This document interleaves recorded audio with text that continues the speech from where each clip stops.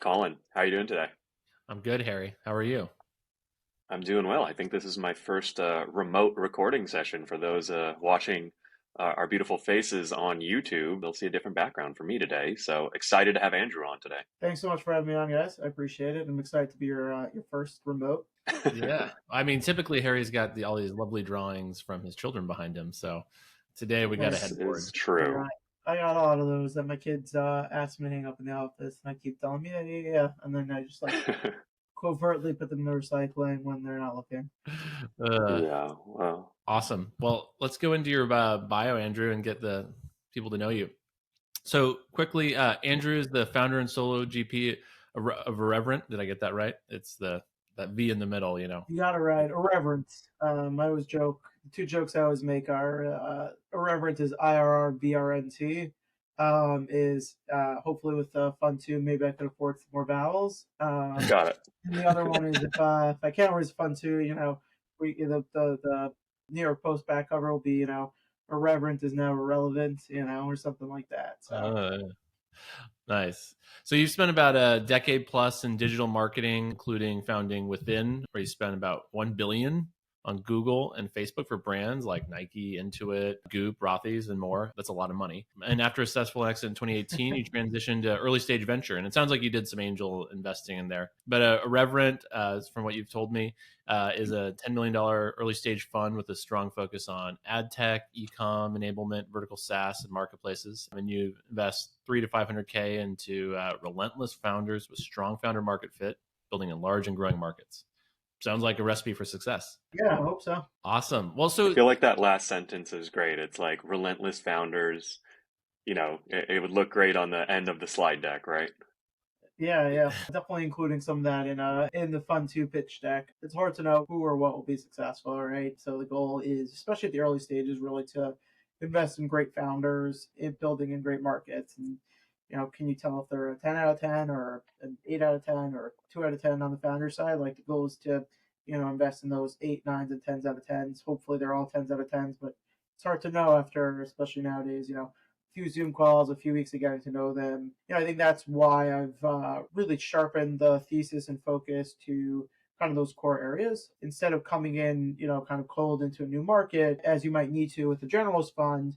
Being able to kind of go into some of these markets, whether it's AdTech or Ecomm Enablement, marketplaces, vertical SaaS, where I have background and history as a customer and an investor, I get to start the conversation much more deeply. I always say the best pitches end up being conversations, right? So it's not, they come on, they pitch their deck. It's more they come on, founder comes on, pitches his or her deck. We talk for, that takes 5-10 minutes, but it's, most of the rest of that first call is talking about strategy and go to market and pricing and thinking through product roadmap and potential customers, and it becomes much more of a working session than kind of like a pitch session, if you will. so it sounds like you've got fund one almost fully deployed and you're looking at raising or in the process of raising fund two. But maybe before we even get to the funds, tell us a little bit about the journey. It sounds like you had a successful exit. Did you start angel investing then? Give us the download. Yeah, so I worked in e-commerce and digital marketing for a few years. I worked at SmartSign, which is a large B2B company that actually took an investment from Norwest Venture Partners recently, but they sold street signs, no parking signs, stop signs to apartment building owners, small municipalities, small towns, things like that. And then I worked at Quidzy. Quidzy was the parent company of diapers.com, soap.com, wag.com. I ran digital customer acquisition for diapers, the flagship site, and then for WAG, the pet site. And then left there, went over to the vitamin shop. There, I ran digital customer acquisition. They had a $100 million e-com business, and then about $1 billion retail sales annually through about 900 stores nationwide. And then they bought a company in Canada. And in 2014, started actually working on a startup. We're going to put tablets on tables in bars, restaurants, and nightclubs to view menu, order, and check out on demand. The company was called TC Tab. I would be remiss if I didn't say that my wife came up with the name. She would be very angry if she heard this podcast, even though she doesn't really listen to podcasts and I didn't give her that shout out. And so I started working on that with the co-founder, and we ended up also start to do some marketing consulting kind of on the side. And the goal with that was, keep the lights on, replace salaries if you're leaving full-time jobs, Hmm. and then also pour that money back into development of the startup. Really started to spend much more of our time on the marketing business, and that kind of grew into the business that was within, and grew that over 4 years into one of the largest independent digital market agencies in the U.S. When did you get into angel investing? Was it while you were working on these companies and building these startups, or was it after? So really after, technically, I think we took some stock for one project in a Hmm. company. It turned out well. They were Okay, like cool. very close to acquisition at that time, so it was like we kind of knew what it would be. I wouldn't really call that an angel investment. Kind of was, but wasn't really in Yeah. some way. So when I exited the agency in 2018, actually almost 5 years ago now, or a little just over 5 years ago now, in May 2018, I was trying to figure out what I wanted to do next. So I did the typical, semi-retirement for a few months. Played a lot of golf and tennis that summer. But about 6 months later, after summer traveling, after the Jewish holidays, woke up and realized, what do I want to kind of do next with my life? I can't sit around all day.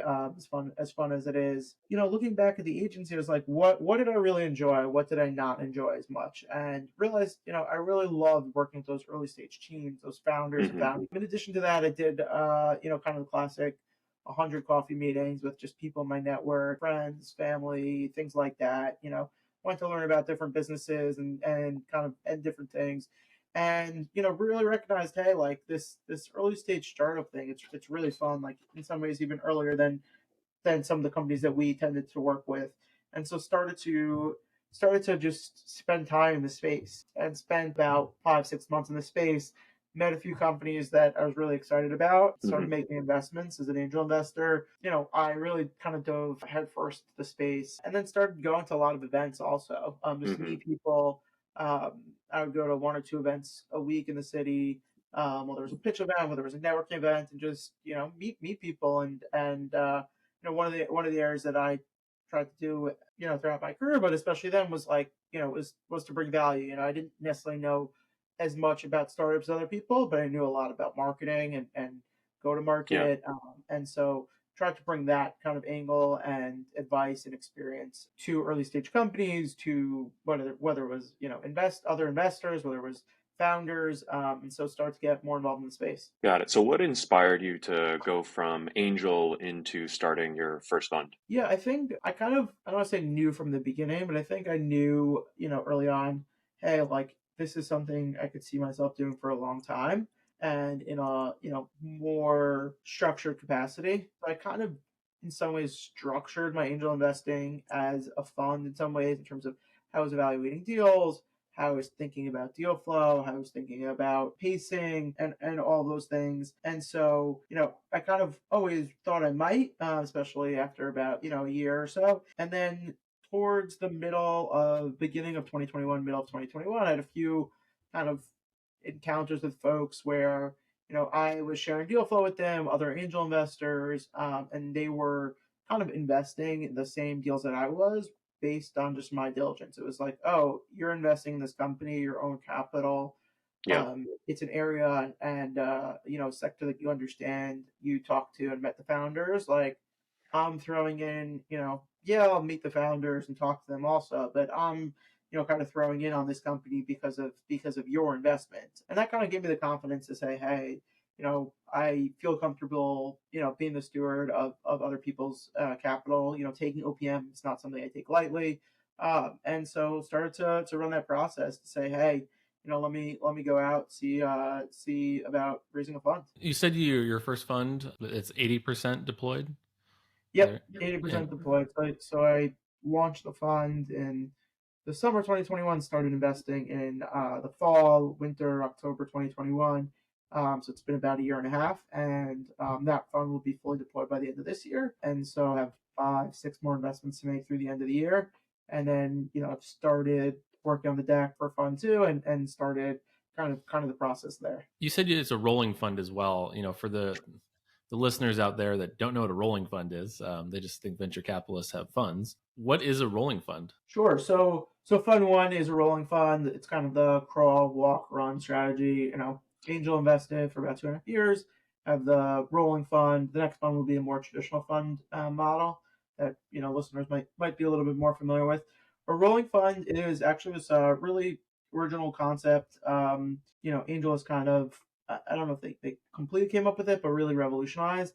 The idea is that every quarter is technically its own fund and its own almost investing entity.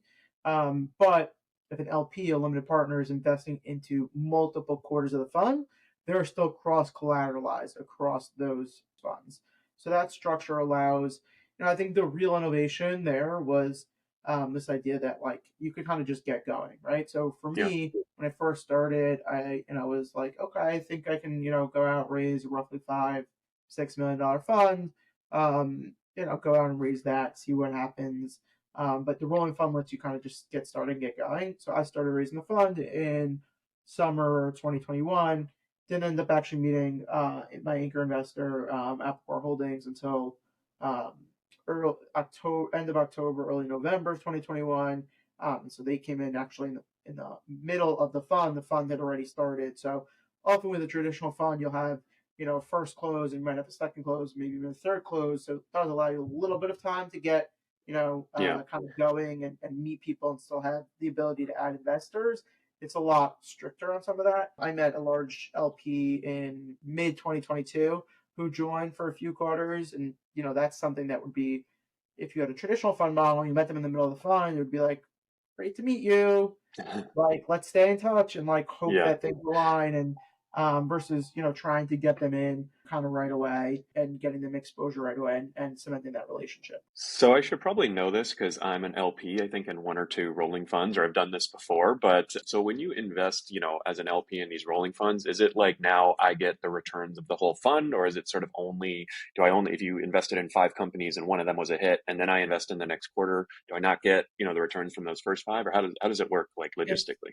It's the latter. You get exposure to the quarters that you're in. 8 quarters, let's say an LP that joined in the third quarter and they were in for let's just say 4 quarters, so third, fourth, fifth, and sixth. Mm-hmm. They would not get exposure to, the companies that invested in the first and second quarter or in the seventh and eighth quarter.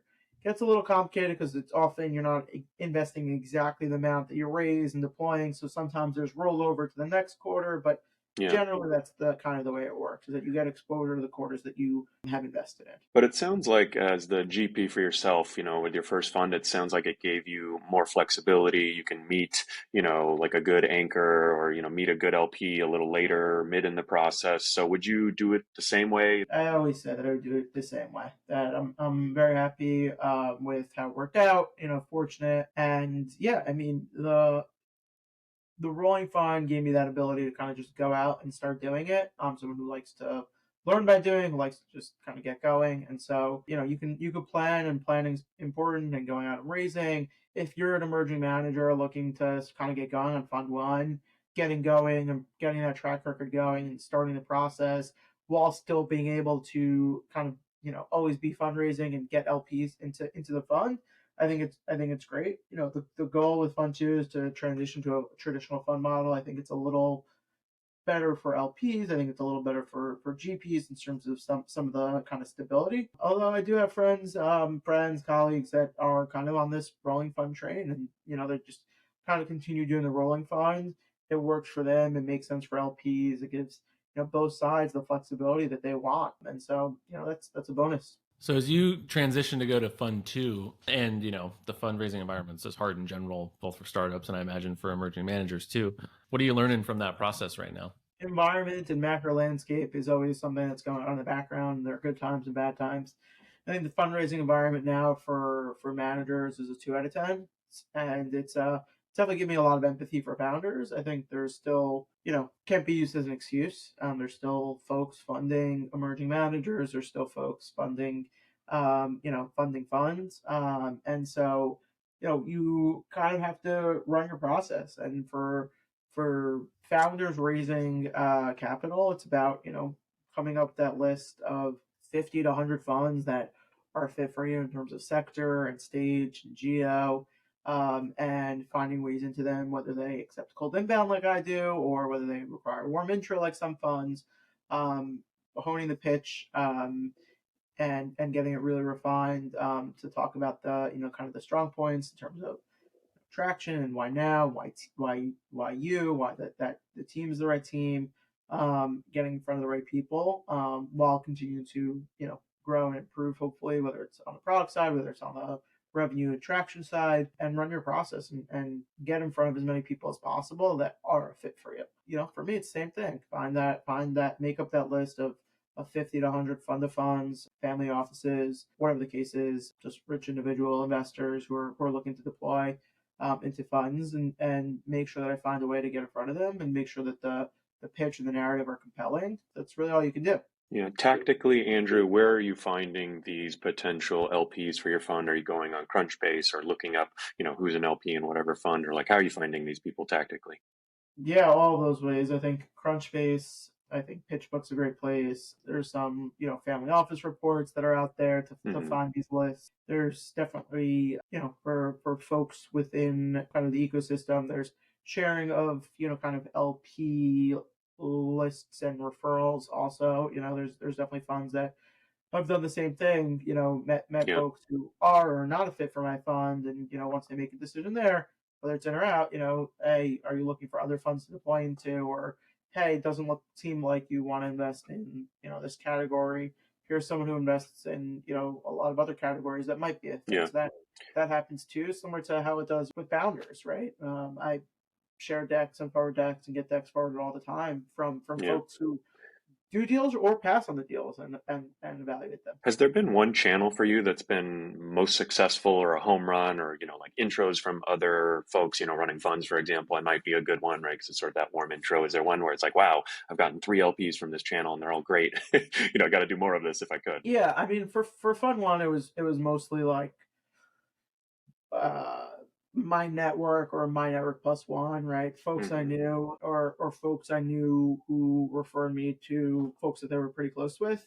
I think for Fund Two, it's going to be a lot of that, but more at the institutional level, more of the GPs who again might have those fund of funds, for family offices as investors in their own funds, who are open to kind of making that warm introduction or at a minimum forwarding materials to those folks. So haven't 100% finalized all my materials yet. Still working on that, creating a data room, with all the deals and the process and all of that. But that I think is probably the most promising place, just because otherwise your founders reach out to investors.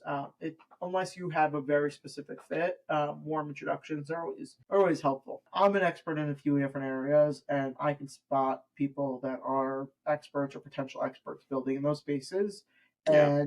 and being a solo GP and being able to make decisions quickly, move quickly, and also just create that authenticity with founders is really valuable. At the end of the day, founders don't choose funds; they choose partners at funds. So sometimes it's good, sometimes that's bad. For me, it's really, hey, I'm making very early bets with high conviction, without looking to follow on other investors, without caring who else isn't around, without everything's a data point, right? I'm not saying that someone else being around can't be a positive or potentially a negative, but like that's not what I'm really looking for. I'm not looking for someone who necessarily went to Harvard or MIT or who was the first XYZ at Uber.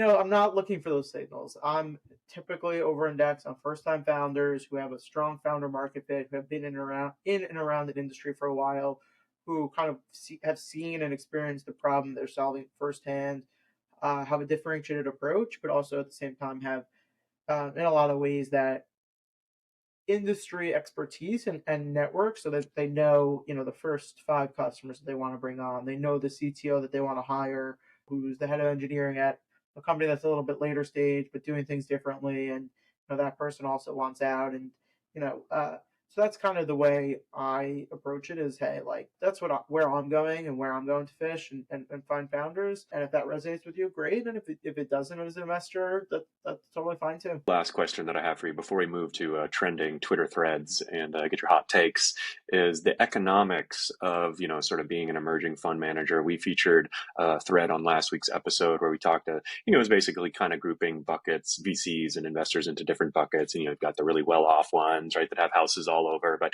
a lot more people are, kind of in that next bucket or in the third bucket. And I'm curious what your take is on, like, basically, like, how much money should you expect to make as an emerging manager, right? I'm assuming you charge 2% of a 10 million fund. That's 200K a year.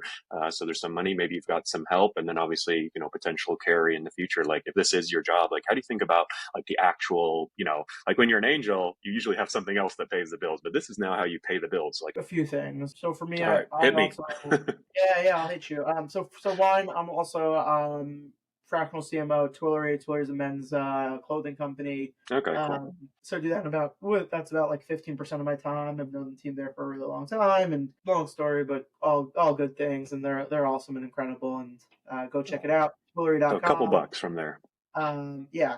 And then I had a successful exit, so I had that. At the same time, I have a house, 4 kids. I Yeah, I was pay about to say you got 4 kids, so Jewish school, yeshiva tuition, which isn't cheap. Health insurance, all that yep. stuff. Yeah, fund economics are yes, it's 2%, but it's also 2% for 10 years. And one way to kind of look at it, the money doesn't all come in at once, but one way to look at it is you are making 20% essentially of what you deploy in any given year, right? So if you're deploying, that's a good point. $5 million in a year, you're making $1 million. You might not get all of that right up front. It might be, backstream depending on how you set up the fund and over how many years you're taking that management fee. You do have expenses also. For me, with the rolling fund, it'll probably be a little bit different with the traditional fund, but a lot of the legal expenses I pay myself out of my management fees. A lot of the Ballpark legal expenses, like what, 50K or maybe more? Do you think, like up until this point, or? Yeah, in that range. It depends how many deals you're leading versus following on. I've started to do a few deals that are international, which are a little bit more complicated. I did a deal. How good or expensive your lawyer is. And Israel, and I have a great legal team. Very happy with Accelerate Law out of California. Joey Tren and Andrew Cohn out there. And you have legal fees. You might have a VA or associate or something like that. You have software costs, the pitch bugs, the affinities, the superhumans, the Calendly, like all those things. You have all the, the events add up, swag, which are things that you want to do and things that you kind of, need to do in some ways. It adds up, but it's, if you can look at it almost like, especially as you start to stack funds, right? So it could be challenging at the beginning, depending on fund size, but as you start to stack funds, right? So if you deploy over 2 years or 3 years, and then you have the next fund that deploys in year 4. So now year 4, you're kind of double dipping because you have the first fund and the second fund that'll continue to pay that 2% annual fees. In year 5 and year 6 and year 7 and year 8, you start to have, potentially, or year 5, whatever, depending on your deployment cycle, you could have 3 or 4 funds stack at the same time. And then eventually, you have the carry. I mean, carry is where you're going to make the real money if you do it well and you do it right. Otherwise, it's, can be a replacement level salary. I mean, I think probably I could be making more doing something else, but there's nothing else I'd rather be doing. I really enjoy this. It's fun and enjoyable. I think I'm good at it in terms of investing. I'm good at it in terms of adding value to founders. And just, and being helpful in the ecosystem. So I love it. It's stimulating, it's challenging, awesome. It's fun in all the right ways.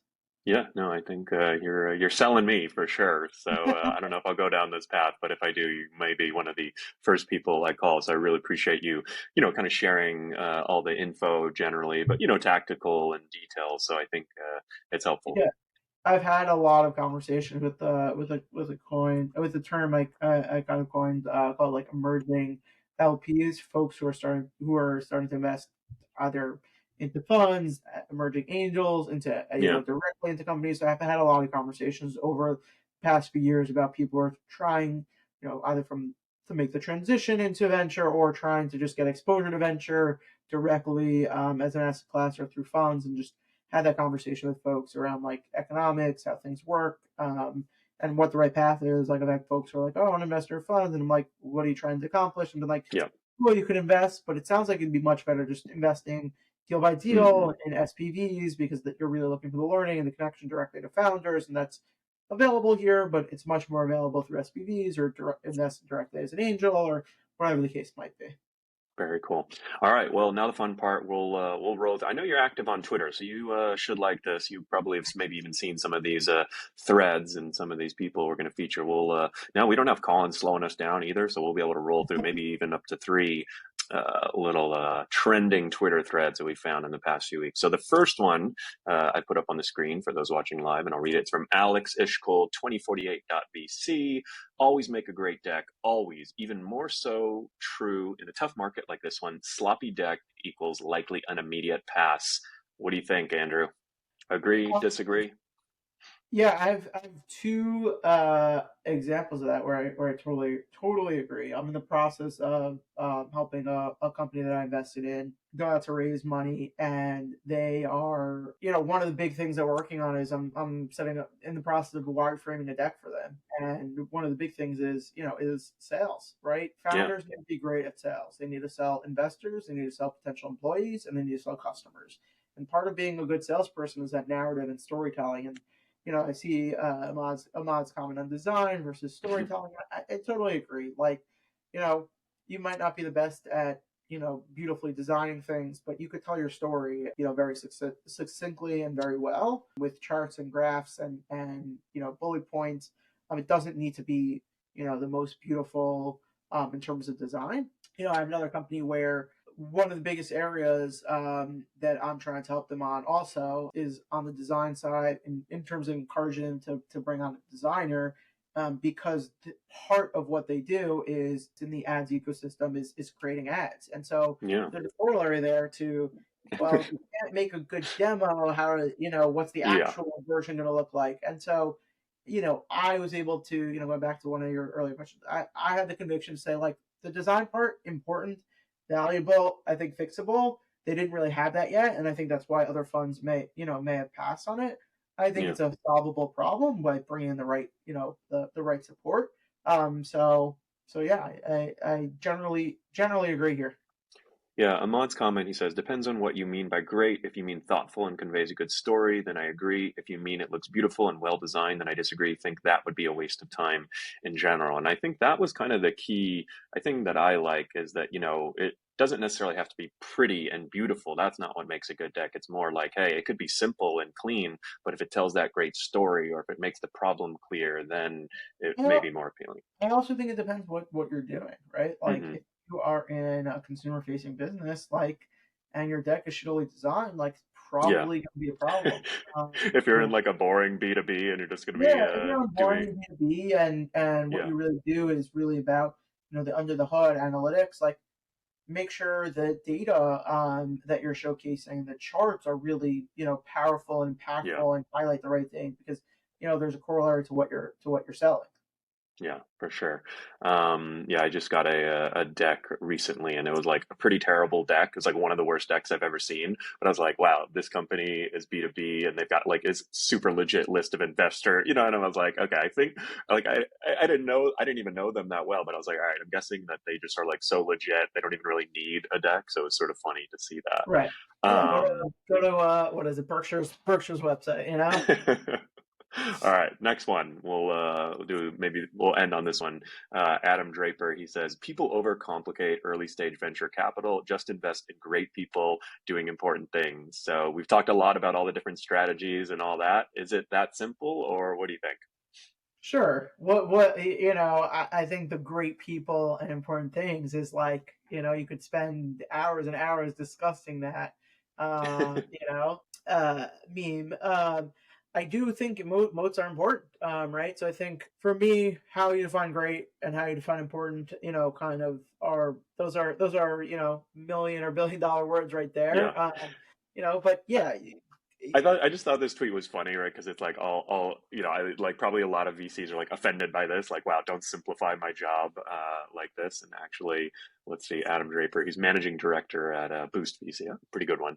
Yeah, yeah, they've done pretty well. Adam's a pretty smart guy. Yeah, So I think if you ask him though, like, I don't think his investment process is this a great, are these founders yeah, great?